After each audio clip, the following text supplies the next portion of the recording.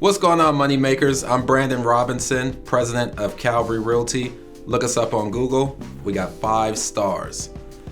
Now, some of you may have heard about cap rates or capitalization rates, but there's many of you who don't know about cap rates or how to calculate them. In this video today, I'm going to give an introductory to cap rates. What are they and how to calculate them? Now, first of all, what is a cap rate? A cap rate is an annual rate of return on commercial or investment property. The higher the cap rate usually means that there is more risk associated with the deal.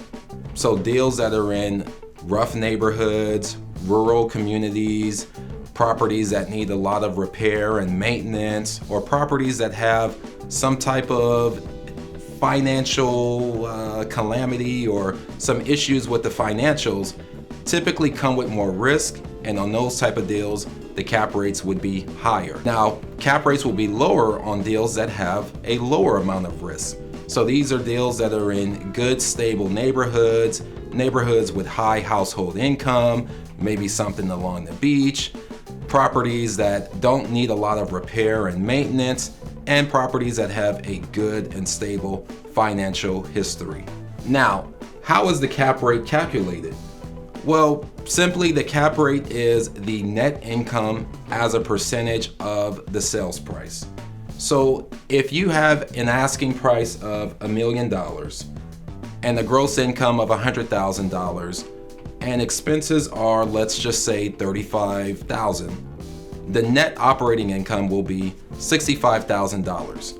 What you do is you take that $65,000 and divide it by the sales price of $1 million, and you will get a number of 0.065. You take that decimal, move it to the right 2 spaces, and you will have a number of 6.5. And this means that on that $1 million investment, your annual return will be 6.5%.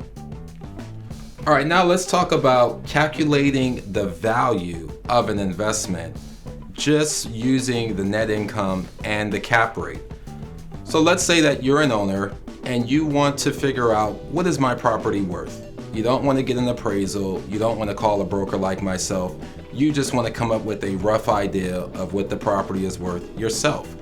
What you would do is you would take the net income, let's just say in this case it's $65,000, and let's say that the cap rate in your market is 6.5%. So take that NOI of $65,000 and you would divide that by 0.065, and that will give you an estimate of value for your property. Now, let's say you're in a scenario where you are a buyer and you see a deal advertised for sale for $1 million with a cap rate of 6.5%. And you want to calculate, what is the net operating income on this investment? What you would do is you would take that 6.5%, move the decimal 2 places to the left. So you would come up with a number of 0.065. Then you would take that 0.065, multiply it by the $1 million asking price, and that will get you a net operating income of $65,000. So that is how you as a buyer will be able to calculate net operating income if all you knew was the sales price and the cap rate.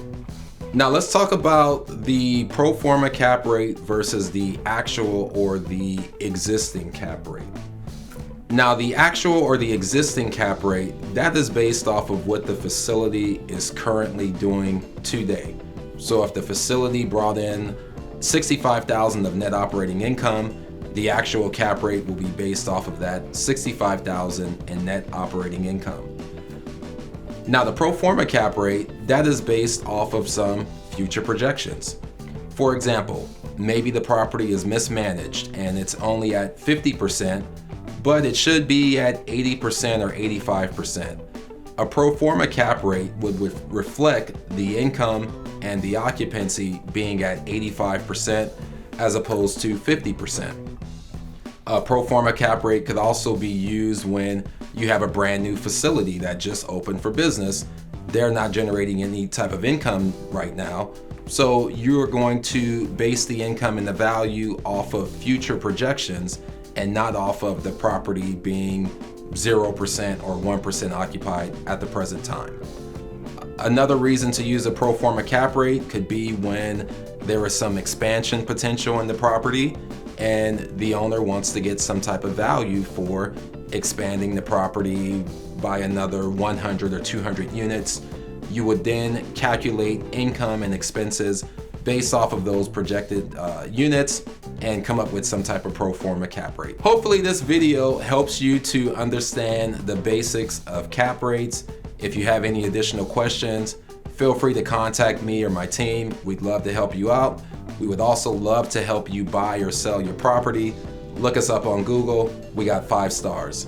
Until next time, keep making money.